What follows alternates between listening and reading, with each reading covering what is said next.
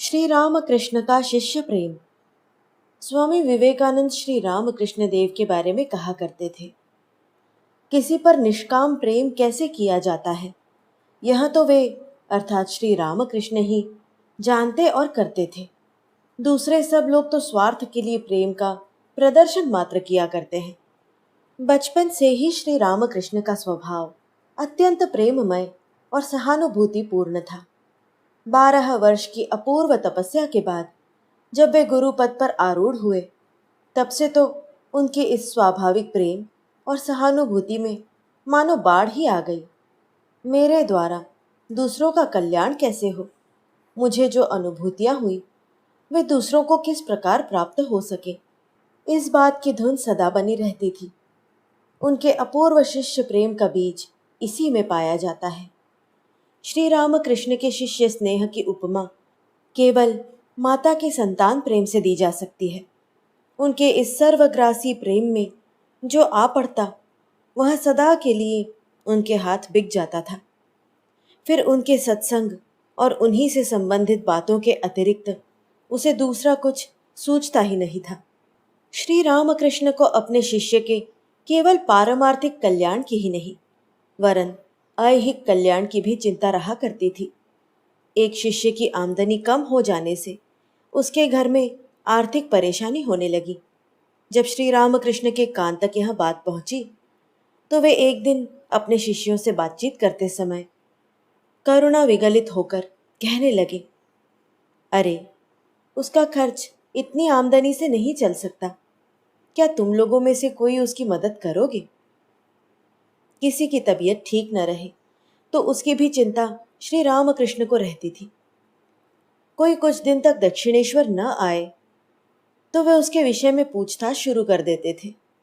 एक बार जब श्री माँ कई दिनों तक उनके पास नहीं आए, तो वे एक भक्त से कहने लगे, देखो, पिछले कई दिनों से वह नहीं आया है।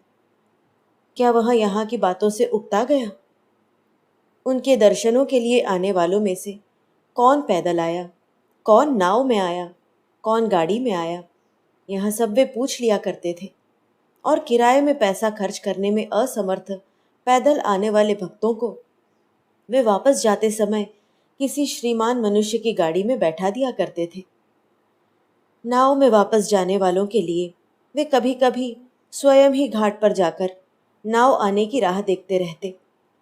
कभी कभी यह देखकर कि जाने की कोई सुविधा न होने के कारण किसी को पैदल ही जाना पड़ेगा, वे उसे नाव में जाने के लिए अपने पास से किराया दे देते और किस घाट पर उतरना होगा यह भी समझा देते। अपने भक्तों में से किसको कौन सी चीज़ अच्छी लगती है, यह वे अच्छी तरह जानते थे। लोग भेंट के रूप में जो चीज़ें उनके लिए ले आते, उनमें से वे हर एक के लिए उसकी पसंद की चीज़ अलग रख दिया करते। उसके आने पर वे उसे वहाँ चीज़ देते और न आने पर किसी के हाथ उसके यहाँ भिजवा देते। यद्यपि उनका सभी भक्तों पर अत्यंत प्रेम था, तथापि नरेंद्र, नारायण, राखाल आदि युवकों पर उनका प्रेम कुछ विलक्षण ही था। ये लोग यदि कुछ दिन दक्षिणेश्वर नहीं आते तो श्री रामकृष्ण सचमुच व्याकुल होकर रोने लगते और जगदम्बा से प्रार्थना करने लगते, माँ, उनको यहाँ ला दे। जिस भक्त से मिलने के लिए उन्हें ऐसी व्याकुलता नहीं होती थी, उसे वे अपना अंतरंग भक्त नहीं मानते थे। एक दिन किसी ने कहा, अमुक आपके दर्शनों के लिए बहुत दिनों से नहीं आ सका, इसलिए उसे बहुत बुरा लग रहा है। उसके मन में हो रहा है कि कब यहाँ आऊं। यह सुनकर श्री रामकृष्ण बोले, पर मुझे तो लगता है कि वह यहाँ का अंतरंग भक्त नहीं है, क्योंकि उसकी भेंट के लिए मुझे कभी रोना नहीं आया। प्रतिदिन प्रातः काल उठकर वे अपने भक्तों के कल्याण के निमित्त जगदम्बा से प्रार्थना किया करते थे। अपने शिष्य का सब प्रकार से कल्याण हो, इस उद्देश्य से वे कभी कभी स्वयं को प्रिय न लगने वाली बात भी करने के लिए तैयार हो जाते थे। श्री समर्थ रामदास के भोलानाथ की तरह श्री रामकृष्ण का एक लाटू नामक शिष्य था। वह बिल्कुल ही निरक्षर था। सदैव एक चित्त होकर श्री रामकृष्ण की सेवा करना इतना ही वह जानता था। उससे श्री रामकृष्ण कई बार कहते, अरे तू कुछ लिखना पढ़ना सीख ले, पर वह उधर ध्यान ही नहीं देता था। एक दिन श्री रामकृष्ण ने उसे पढ़ाने के लिए वर्णमाला की पुस्तक मंगाई और स्वयं ही उसे अक्षर सिखाने बैठे। पर इस विषय में तो शिष्य गुरु से बढ़कर ही निकला। श्री रामकृष्ण अक्षरों पर उंगली रखकर कहते, हाँ बोलो, क। शिष्य कहता, का। श्री रामकृष्ण फिर कहते, अरे का नहीं, क। पर शिष्य फिर वैसे ही का उच्चारण करता। शिष्य का यह विचित्र उच्चारण सुनकर श्री रामकृष्ण को हंसी आ गई, पर उसका उच्चारण सुधारने के लिए उन्होंने बहुत कोशिश की। फिर भी लाटू का वह का किसी तरह नहीं छूटा। अंत में श्री रामकृष्ण ने उकताकर कहा, जा, तेरे भाग्य में विद्या है ही नहीं, और निराश होकर वे उस काम से निवृत्त हुए। श्री रामकृष्ण के शिष्य प्रेम का जितना भी वर्णन किया जाए अपूर्ण ही रहेगा। नरेंद्र का वृत्तांत तो आगे कहा ही जाएगा, जिससे उनके शिष्य प्रेम का थोड़ा बहुत आभास मिल सकेगा। उसके अतिरिक्त आगे आने वाले इन प्रसंगों की ओर ध्यान देने से भी इस विषय में सहायता मिलेगी। श्री रामकृष्ण अपने कमरे में महिमाचरण, राखाल, श्री म और अन्य एक दो लोगों के साथ बैठकर बातें कर रहे थे। श्री रामकृष्ण, अच्छा, तो केदार के बारे में तुम्हारी क्या राय है? उसने दूध को सिर्फ देखा है या चखा भी है? महिमाचरण, मैं समझता हूँ उसने चखा भी है, उसने आनंद का अनुभव किया है। श्री रामकृष्ण, और नृत्य गोपाल? महिमाचरण, वाह, वह कितना अच्छा आदमी है। श्री रामकृष्ण, और गिरीश घोष, वह कैसा है? महिमाचरण, वह अच्छा है, पर उसका ढंग निराला ही है। श्री रामकृष्ण, और नरेन? महिमाचरण, 15 वर्ष पूर्व मेरी जो अवस्था थी वही अवस्था आज उसकी है। श्री रामकृष्ण, और छोटा नरेन, वह कितने सरल स्वभाव का है। महिमाचरण, हाँ, बहुत ही सरल स्वभाव का है। श्री रामकृष्ण, ठीक कहा, विचार करते हुए। और कौन कौन है भला? ये जो सब लड़के यहाँ आते हैं उन्हें केवल 2 बातें मालूम हो जाना पर्याप्त है। उसके बाद उनके लिए बहुत सी साधनाओं की आवश्यकता नहीं रह जाएगी। पहली बात है, मैं कौन हूँ, और दूसरी बात, वे कौन हैं। इन लड़कों में से अधिकांश अंतरंग भक्त दिखाई देते हैं। अंतरंग भक्तों के लिए मुक्ति नहीं होती। इन लड़कों को देखकर मेरा अंतःकरण तृप्त हो जाता है। जिनके बाल बच्चे हैं, जो हरदम सरकार दरबार करते घूमते हैं, कामिनी कांचन में ही फंसे रहते हैं, उन्हें देखकर भला कैसे आनंद हो। शुद्ध अंतःकरण वाले व्यक्तियों को देखे बिना कैसे जीवित रहा जाए।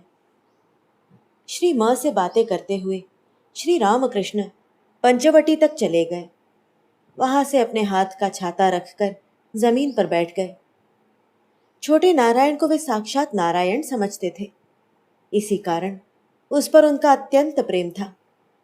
नारायण श्री माँ की पाठशाला में पढ़ता है। श्री रामकृष्ण, नारायण का स्वभाव कैसा है देखते हो ना। छोटे बड़े सभी के साथ वह घुल मिल जाता है और सभी को वह प्रिय लगता है। किसी विशेष शक्ति के बिना ऐसा संभव नहीं होता। और स्वभाव कितना सरल है ना? श्री माँ, सच है महाराज, बड़ा ही सरल है। श्री रामकृष्ण, क्या तुम्हारे घर वह कभी आया था? श्री माँ, जी हाँ, 1-2 बार आया था। श्री रामकृष्ण, क्या तुम उसे 1 रुपया दोगे या काली से कहूं? श्री माँ, नहीं महाराज, मैं ही दे दूंगा। श्री रामकृष्ण अपने कमरे में बैठे हैं और श्री माँ से बातचीत कर रहे हैं। श्री रामकृष्ण, क्या हाल में तुम्हारी और नरेंद्र की भेंट नहीं हुई? श्री माँ, नहीं महाराज, कई दिनों से नहीं हुई। श्री रामकृष्ण, एक दिन उससे भेंट करो ना, और गाड़ी करके उसको अपने साथ यहाँ ले आओ। हाजरा से, उसका और मेरा क्या संबंध है बताओ तो। हाजरा, आपकी सहायता से उसकी उन्नति होगी।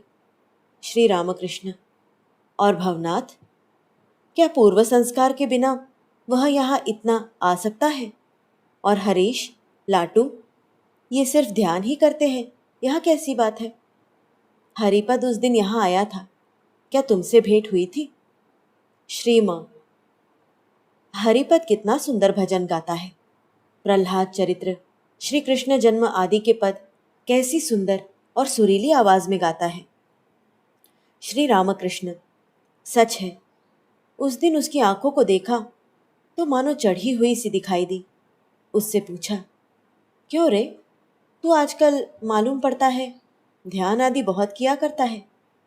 उसने सिर हिलाते हुए कहा, हाँ। तब मैं बोला, बहुत हो गया, इतना नहीं करना चाहिए। श्री मां से, बाबूराम कहता है संसार, अरे बाप रे। श्री मां, पर महाराज, यह तो केवल सुनी हुई बात है, बाबूराम को संसार का क्या अनुभव है? श्री रामकृष्ण, हाँ, सच तो यही है। निरंजन को देखा है ना, कितने सरल स्वभाव का लड़का है। श्री मां, हाँ, उसका तो चेहरा ही बड़ा आकर्षक है, आंखें भी कितनी सुंदर है।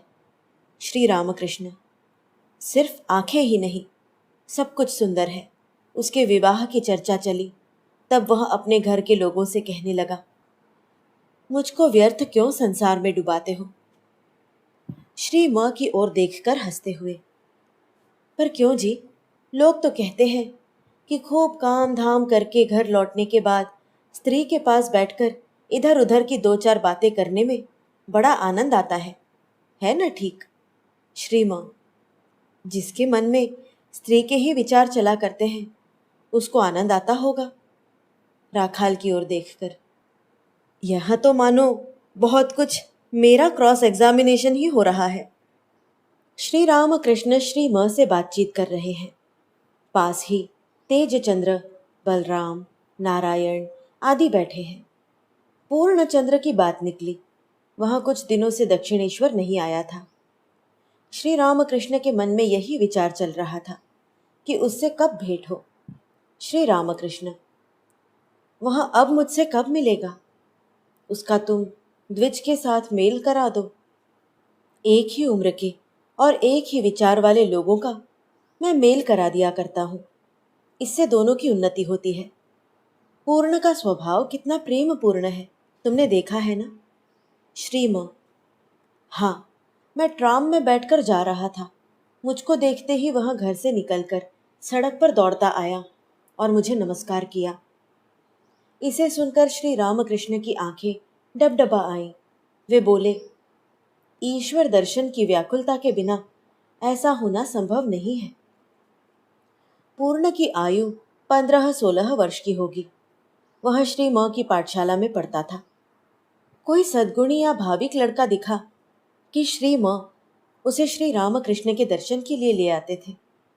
उनके साथ पूर्ण जब पहले पहल आया, तभी से वह श्री रामकृष्ण का प्यारा बन गया। पूर्ण को भी श्री रामकृष्ण के दर्शन की लालसा सतत बनी रहती थी, परंतु घर के लोग उसे बारंबार दक्षिणेश्वर जाने नहीं देते थे। उससे मिलने के लिए शुरू शुरू में श्री रामकृष्ण इतने व्याकुल हो जाते थे कि एक बार रात्रि के समय ही वे दक्षिणेश्वर से श्री मां के घर जा पहुंचे। फिर उतनी रात को ही श्री मां पूर्ण के घर गए और उसे अपने साथ लेकर आए। उसको देखकर श्री रामकृष्ण को बड़ा आनंद हुआ और वहीं पर उसे ईश्वर से प्रार्थना कैसे करनी चाहिए आदि का उपदेश देकर वे दक्षिणेश्वर को वापस चले गए। और एक दिन की बात है, अपने भक्तों के बारे में श्री मां से बातें करते हुए उन्होंने कहा, पूर्ण से और एक दो बार भेंट हो जाने पर मेरी व्याकुलता कम हो जाएगी। वह कितना बुद्धिमान है और मेरे प्रति उसकी भक्ति भी कितनी तीव्र है। वह उस दिन कहता था, आपसे मिलने के लिए मेरा मन कितना व्याकुल हो उठता है, आपको कैसे बताऊं। उसके घर के लोगों ने उसे तुम्हारे विद्यालय से हटा लिया है। इससे तुम्हारी कोई बदनामी तो नहीं होगी ना? श्री माँ, यदि विद्यासागर मुझसे कहेंगे कि तुम्हारे कारण उसे विद्यालय छोड़ना पड़ा, तो मेरे पास उसका जवाब है। श्री रामकृष्ण, तुम क्या कहोगे? श्री माँ, मैं कहूँगा, साधु की संगति में ईश्वर का ही चिंतन होता है। यह सब खराब बात तो नहीं है। आपने भी अपनी पुस्तक में लिखा है कि अंतःकरण से ईश्वर की भक्ति करनी चाहिए। श्री रामकृष्ण हंसते हैं। श्री रामकृष्ण, कप्तान के घर में छोटे नरेंद्र को बुलवा लिया और उससे पूछा, तेरा घर कहाँ है, चल दिखा भला। वह बोला, चलिए आइए, इधर से आइए। पर वह डरते डरते ही चलने लगा। कहीं बाप को मालूम हो जाए तो? सभी हंसते हैं। एक भक्त से, क्यों रे, तू इस बार बहुत दिनों के बाद आया? 7-8 महीने हो गए होंगे। भक्त, हाँ महाराज, 1 वर्ष हो गया। श्री रामकृष्ण, तेरे साथ और एक जन था ना, क्या नाम है उसका? भक्त, नीलमणि। श्री रामकृष्ण, हाँ नीलमणि, वह भी कुछ दिनों से नहीं आया। उसको एक बार यहाँ आने के लिए कह देना तो। श्री रामकृष्ण आज बलराम के घर आए हुए थे। तीसरे प्रहर का समय था। बड़ी गर्मी हो रही थी। श्री रामकृष्ण, श्री माँ से, उस दिन कह गया था कि 3 बजे आऊँगा, इसलिए आ गया, पर कैसी तेज गर्मी पड़ रही है। श्री माँ, सचमुच आपको बड़ा कष्ट हुआ होगा। श्री रामकृष्ण, छोटे नरेन और बाबूराम के लिए आता हूँ, पूर्ण को क्यों नहीं लेते आए? श्री माँ, उसे 4 लोगों के सामने आने में बड़ा डर लगता है। उसको लगता है कि यूं ही आप दूसरे लोगों के सामने उसकी प्रशंसा करेंगे और सारी बात घर के लोगों के कान तक पहुंच जाएगी। श्री रामकृष्ण, हाँ, यह तो सच ही है। तुम पूर्ण को धर्म संबंधी बातें बताया करते हो, सो ठीक है, उसके लक्षण बड़े अच्छे हैं। श्री माँ, हाँ, आंखें कितनी उज्जवल हैं। श्री रामकृष्ण, केवल उज्जवल रहना बस नहीं है, देवचक्षु कुछ भिन्न नहीं रहते हैं। तुमने उससे पूछा ना, तब वह क्या बोला? श्री माँ, आज 4-5 दिन से वह कह रहा है कि ईश्वर का चिंतन और नाम गान करने से उसके शरीर में रोमांच हो आता है। श्री रामकृष्ण, क्या कहते हो? अब और क्या चाहिए? पलटू से, सुना है कि तूने अपने बाप को जवाब दे दिया। श्री माँ से, यहाँ आने की बात पर से इसने अपने बाप को जवाब दे दिया है। क्या कह दिया रे तूने? पलटू, मैंने कहा, हाँ, मैं उनके पास जाया करता हूँ, इसमें मुझसे कौन सा अपराध हो गया? श्री रामकृष्ण और श्री माँ हंसते हैं। फिर मौका आएगा तो इससे भी अधिक कहूँगा। श्री रामकृष्ण हंसते हुए, छी छी, ऐसा नहीं करना चाहिए। तू तो बहुत आगे बढ़ चला। विनोद से, तेरा क्या हाल है रे? छोटा नरेंद्र आया। श्री रामकृष्ण हाथ पैर धोने के लिए जा रहे हैं। छोटा नरेंद्र अंगोछा लेकर उन्हें पानी देने के लिए साथ जा रहा है। साथ में श्री माँ भी है। छोटा नरेंद्र बरामदे के एक किनारे श्री रामकृष्ण के पैर धुला रहा है। श्री रामकृष्ण श्री माँ से, कितनी गर्मी हो रही है, तुम उस छोटे से घर में कैसे रहते होगे कौन जाने। ऊपर तप जाता होगा ना? श्री माँ, हाँ महाराज, बहुत तप जाता है। श्री रामकृष्ण, इसीलिए तुम्हारी पत्नी को सिरदर्द की बीमारी हो गई है। उससे नीचे आने के लिए क्यों नहीं कहते? श्री माँ, उससे कह तो दिया है नीचे आने के लिए। श्री रामकृष्ण, तुम पिछले रविवार को क्यों नहीं आए? श्री माँ, घर में दूसरा कोई नहीं था, इसके सिवाय उसके सिर में दर्द था और देखने वाला भी कोई नहीं था। श्री रामकृष्ण को पुनः पूर्ण की याद आ गई। श्री रामकृष्ण, तुम आज उसको क्यों नहीं ले आए? वह सचमुच भक्त है, नहीं तो उसके लिए मेरा प्राण व्याकुल न होता और उसके लिए बीज मंत्र का जप भी नहीं होता। श्री रामकृष्ण ने पूर्ण के लिए बीज मंत्र का जप किया। यह सुनकर श्री मां चकित हो गए। कैसा अपूर्व है यह शिष्य प्रेम। श्री रामकृष्ण देवेंद्र से, एक दिन तुम्हारे घर आने की इच्छा होती है। देवेंद्र, मैं आपसे यही विनती करने के लिए यहाँ आया था। श्री रामकृष्ण, ठीक है, पर बहुत से लोगों को मत बुलाना भला। तुम्हारी आय कम है, फिर गाड़ी का किराया भी बहुत है। देवेंद्र हंसकर, आय कम है तो रहे, ऋणम कृत्वा घृतम पिबेत। यह सुनकर श्री रामकृष्ण जोर से हंस पड़े। उनकी हंसी रुकती ही नहीं थी। ऐसे अनेक प्रसंगों का वर्णन किया जा सकता है। भक्तगण एकत्र हुए कि श्री रामकृष्ण हर एक का समाचार पूछते। कौन क्या करता है, ध्यान, भजन, जप आदि किसका किस तरह हो रहा है, कोई न आया हो तो उसका क्या कारण है, आदि सब बातें वे पूछा करते थे। वे किस दिन किस भक्त के घर जाएंगे यह पहले से ही निश्चित रहता था, इसलिए भक्तगण वहाँ ठीक समय पर पहुँच जाते थे। यदि कोई न आता तो श्री रामकृष्ण उसे बुला लाने के लिए कहते। सब भक्तों के एकत्र हो जाने पर भजन आदि होता, तत्पश्चात जलपान होता और बैठक समाप्त हो जाती थी।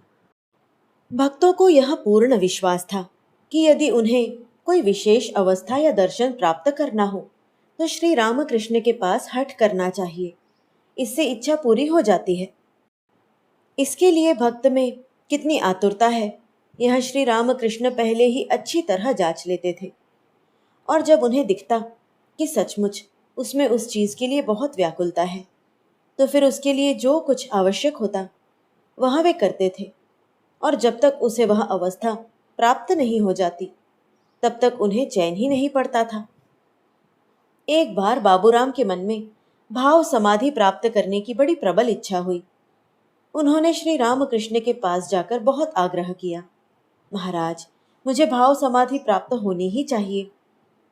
उनकी व्याकुलता की परीक्षा के लिए पहले तो श्री रामकृष्ण सदा के समान टालम टोल का उत्तर देते रहे, पर जब उन्होंने देखा कि यह मानने वाला नहीं है तो कहा, अच्छी बात है भाई, माँ से कहता हूँ, मेरी इच्छा से क्या कुछ होता है। इसके कुछ दिन बाद बाबूराम किसी काम के लिए अपने गांव को चले गए। इधर श्री रामकृष्ण को चिंता होने लगी कि बाबूराम को भाव समाधि कैसे प्राप्त हो। वे हर एक से कहने लगे। भाव समाधि के लिए उसने मुझसे कितना वाद विवाद किया, कितना रोना गाना मचाया, कितना हठ किया। यदि उसे यह अवस्था प्राप्त नहीं होगी तो फिर वह मुझे नहीं मानेगा, क्या किया जाए। एक दिन तो वे माँ से प्रार्थना करने लगे, माँ, तू ऐसा कुछ कर दे कि जिससे बाबूराम को थोड़ा बहुत भाव प्राप्त हो जाए। जगदम्बा ने उनसे कहा, उसे भाव नहीं होगा, उसे ज्ञान होगा। जगदम्बा की वाणी सुनकर उन्हें पुनः चिंता होने लगी।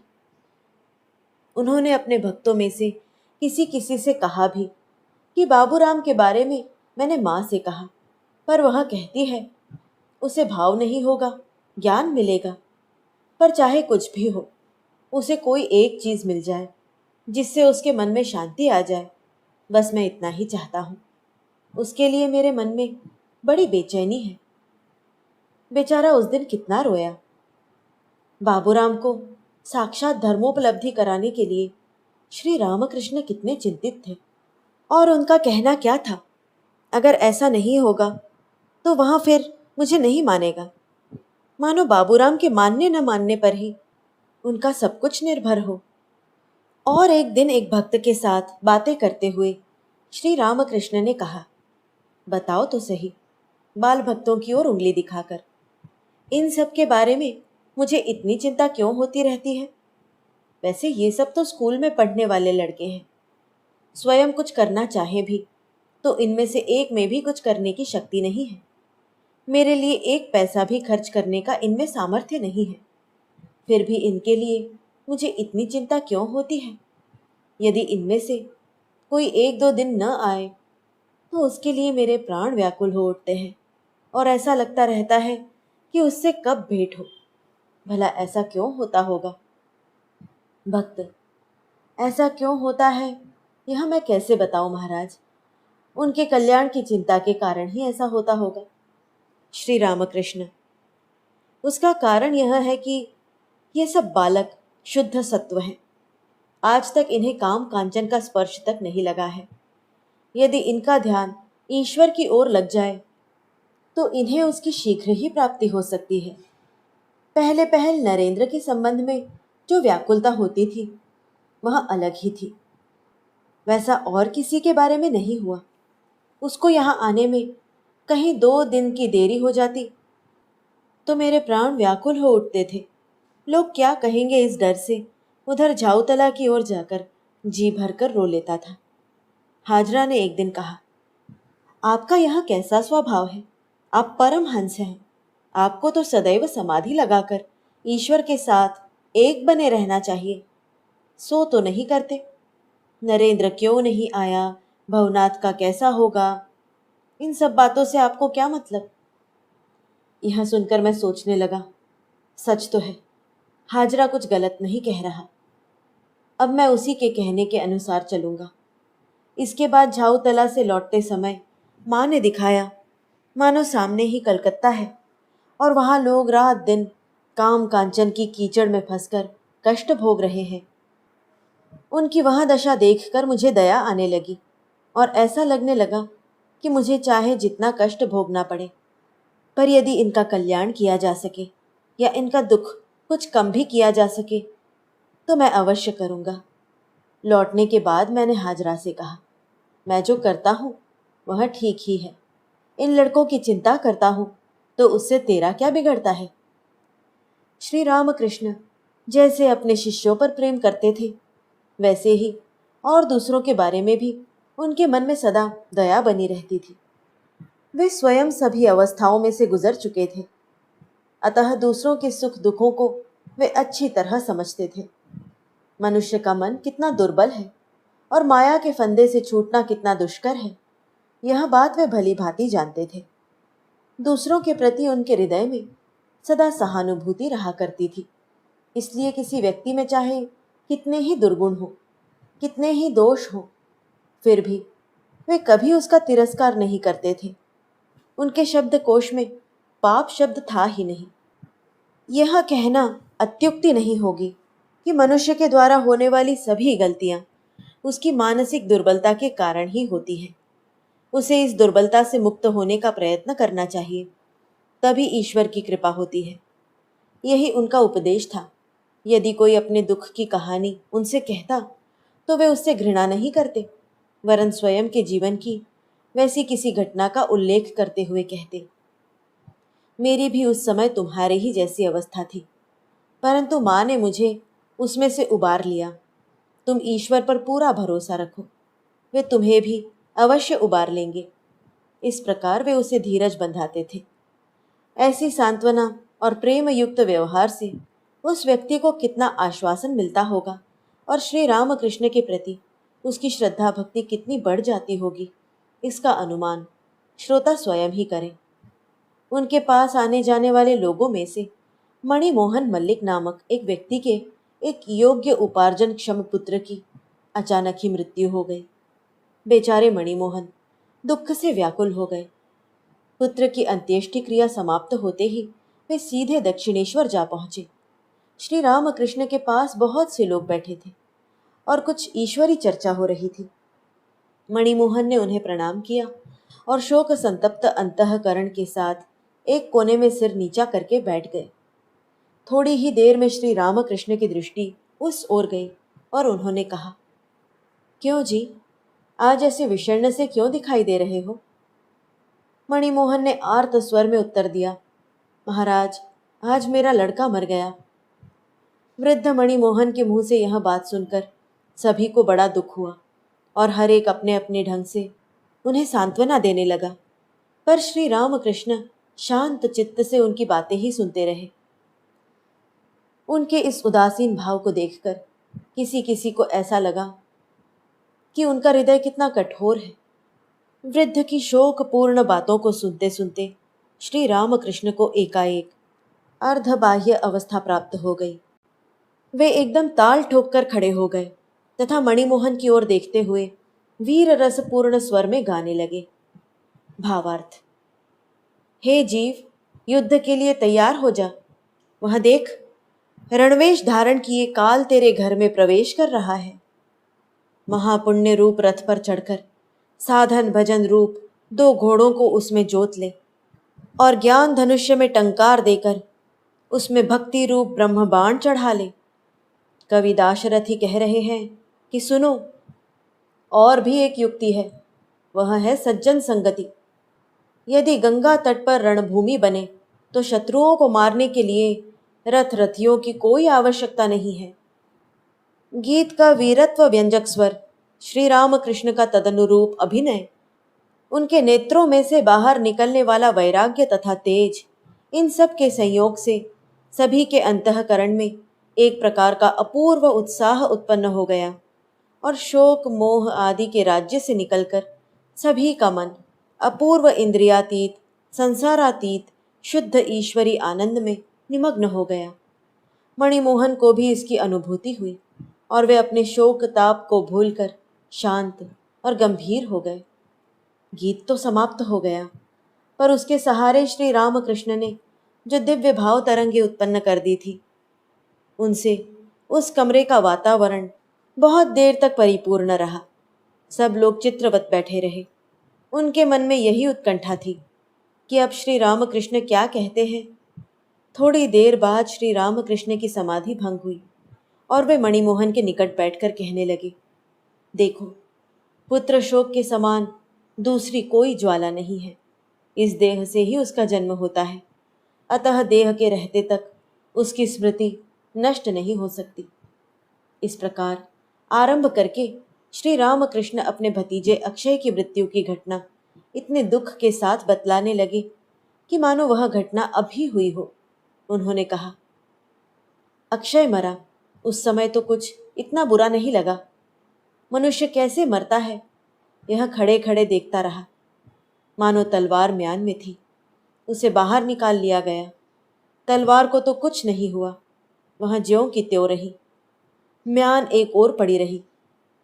यह देखकर बड़ा आनंद हुआ। खूब हंसा, गाया, नाचा। लोग उसकी अंत्य विधि कराए। दूसरे दिन बरामदे की ओर उंगली दिखाकर वहां पर खड़ा हुआ था। अचानक अक्षय की मृत्यु का शोक उमड़ आया। जिस प्रकार गीला अंगोछा निचोड़ जाता है, उसी प्रकार मानो मेरे कलेजे को कोई निचोड़ रहा हो। ऐसी पीड़ा होने लगी, प्राण व्याकुल हो गए और मैं माँ से कहने लगा, माँ, यहाँ अपनी कमर की धोती का भी ध्यान नहीं रहता, फिर भतीजे के साथ कैसा संबंध। पर ऐसी अवस्था में भी मेरी जब यह हालत है, तो फिर शोक में संसारी लोगों का क्या हाल होता होगा। कुछ देर रुककर वे फिर कहने लगे, फिर भी तुम निश्चित जाने रहो कि जिसने अपना सब भार ईश्वर पर सौंप दिया है, वह ऐसे दुखद प्रसंगों में भी धीरज नहीं खोता, थोड़े ही समय में पूर्ववत हो जाता है। गंगा जी में बड़े जहाज के चलते समय छोटी छोटी डोंगियों में कैसी हलचल मच जाती है। ऐसा मालूम होता है कि ये अब डूबी तब डूबी। कोई कोई तो उलट भी जाती है। पर वही हजारों मन माल से लदे हुए बड़े बड़े जहाज़ों को देखो, 2-4 बार झटका खाकर वे संभल जाते हैं। उन पर और कोई असर नहीं होता, वे जैसे कि तैसे रहते हैं। तथापि उनको भी 2-4 बार झटका तो खाना ही पड़ता है। पुनः कुछ देर ठहरकर वे गंभीरतापूर्वक कहने लगे, देखो, संसार में पत्नी पुत्र आदि से संबंध कितने दिन के लिए है। मनुष्य बेचारा बड़ी आशा लेकर गृहस्थी शुरू करता है। विवाह हुआ, 2-4 बच्चे हुए, बच्चे बड़े हुए, उनका विवाह आदि हुआ, कुछ दिन तक सब ठीक चलता रहा। फिर यह बीमार पड़ा, वह मर गया, इसका रोजगार नहीं चलता, उसकी नौकरी छूट गई। ये झमेले शुरू हो जाते हैं और फिर समझने लगता है कि संसार किसे कहते हैं। पर उस समय उस ज्ञान का क्या उपयोग। तब तो वह बेचारा फंस चुका होता है, उसमें से निकलते ही नहीं बनता। इस प्रकार संसार की अनित्यता और सुख प्राप्ति के लिए सब प्रकार से ईश्वर के शरणागत होने की आवश्यकता के विषय में उन्होंने उस दिन मणिमोहन को अनेक प्रकार का उपदेश दिया। उनके ऐसे प्रेमपूर्ण व्यवहार से मणिमोहन का दुख कुछ कम हुआ और वे गदगद स्वर में बोले, इसीलिए तो महाराज मैं यहाँ दौड़कर आया हूँ। मुझे मालूम था कि यह ज्वाला यहाँ आए बिना शांत नहीं होगी। उस वृद्ध को समझाने के लिए श्री रामकृष्ण उसके दुख में उसी के समान दुखी हुए। उनके इस आचरण का मणिमोहन के मन पर कितना गहरा परिणाम हुआ होगा। श्री रामकृष्ण जैसे महापुरुष भी मेरे प्रति इतनी आत्मीयता रखते हैं और मेरे सुख दुख की इतनी चिंता करते हैं, यह देखकर उस वृद्ध ने स्वयं को कितना धन्य माना होगा। और एक दिन की बात है, एक नवयुवक श्री रामकृष्ण के पास आया और उनके पैर पकड़कर अत्यंत उदास होकर कहने लगा, महाराज, काम कैसे नष्ट होगा? इतना प्रयत्न करता हूँ, फिर भी बीच बीच में मन में कुविचार और इंद्रियों में चंचलता उत्पन्न होकर मन बहुत ही अशांत हो जाता है। बताइए क्या करूं? श्री रामकृष्ण, अरे भाई, ईश्वर का प्रत्यक्ष दर्शन हुए बिना काम संपूर्ण रूप से नष्ट नहीं होता। उसके बाद भी थोड़ा बहुत काम रहता ही है, पर इतना अवश्य है कि तब वह अपना सिर ऊपर नहीं उठा सकता। तू क्या समझता है कि मैंने उसे पूरा जीत लिया है? एक दिन मन में यह विचार आया कि मैंने उसे सदा के लिए जीत लिया है। उसके बाद मैं एक दिन ऐसे ही पंचवटी के नीचे बैठा हुआ था। इतने में एकाएक काम ने मन में ऐसी खलबली मचा दी कि मेरा सारा धीरज छूट गया और मन बेकाबू सा होने लगा। तब मैं मिट्टी में मुंह रगड़ते हुए इधर उधर लौटने लगा और जोर जोर से रो रो कर कहने लगा, माँ, मैंने बड़ी भूल की। अब पुनः कभी नहीं कहूँगा कि मैंने काम को जीत लिया है। इस बार मुझे क्षमा कर दे। ऐसी अवस्था तो मेरी हुई थी। बात यह है कि इस समय तुम लोगों की भरी जवानी की अवस्था है, इसलिए तुम उसकी बाढ़ को रोक नहीं पा रहे हो। जब जोर से बाढ़ आती है तब बांध आदि को तोड़ फोड़ कर पानी बहने लगता है। इधर उधर सब और पानी ही पानी हो जाता है। खेतों में भी एक बांस भर पानी भर जाता है। पर कहते हैं कि कलयुग में मन का पाप पाप नहीं है, और मान लो एक आध बार मन में कोई कुविचार आ ही गया तो यह क्यों आया, कैसे आया, इस प्रकार की चिंता में क्यों पड़े रहना चाहिए। ऐसे विचार शरीर धर्म के कारण ही आते जाते हैं। मलमूत्र के वेग के समान ही ये भी होते हैं। मलमूत्र का वेग आने पर क्या कोई सिर खुजाते हुए ऐसा विचार करता है कि यह क्यों हुआ, कैसे हुआ? इन कुविचारों को इसी तरह तुच्छ जानकर उनके संबंध में बिल्कुल सोचना ही नहीं चाहिए और ईश्वर से खूब प्रार्थना करनी चाहिए। उनका नाम खूब लेते रहना चाहिए। सदा ईश्वरी बातों का ही चिंतन करते रहना चाहिए। ऐसा करते रहने से धीरे धीरे इन कुविचारों का मन में आना बंद हो जाता है।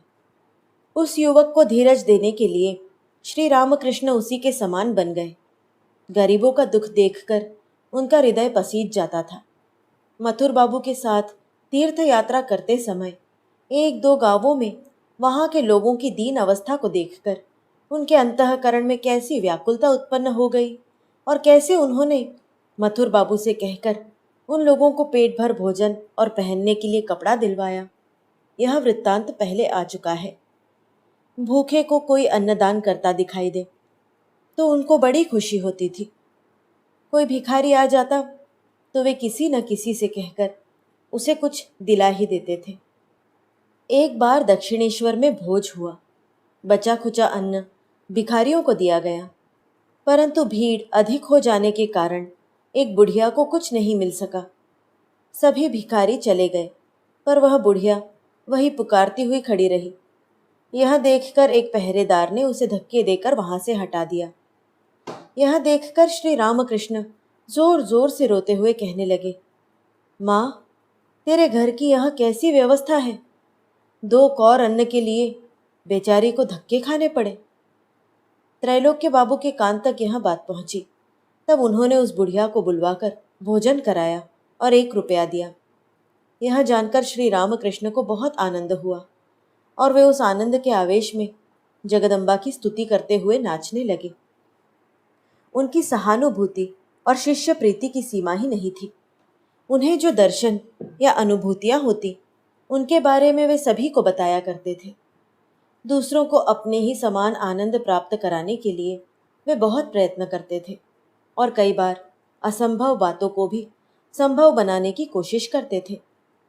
कंठस्थान के ऊपर कुंडलिनी शक्ति के पहुंच जाने पर क्या क्या दर्शन हुआ करते हैं, यह बात अपने शिष्यों को बताने के लिए उन्होंने कई बार प्रयत्न किया, पर जब देखा कि यह बात असंभव है तो उन्हें बड़ा दुख हुआ।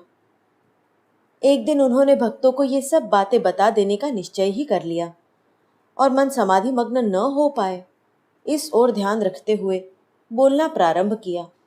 उन्होंने कहा, आज ये सब बातें तुम लोगों को बतला ही देता हूँ, जरा सा भी छिपा कर नहीं रखूंगा।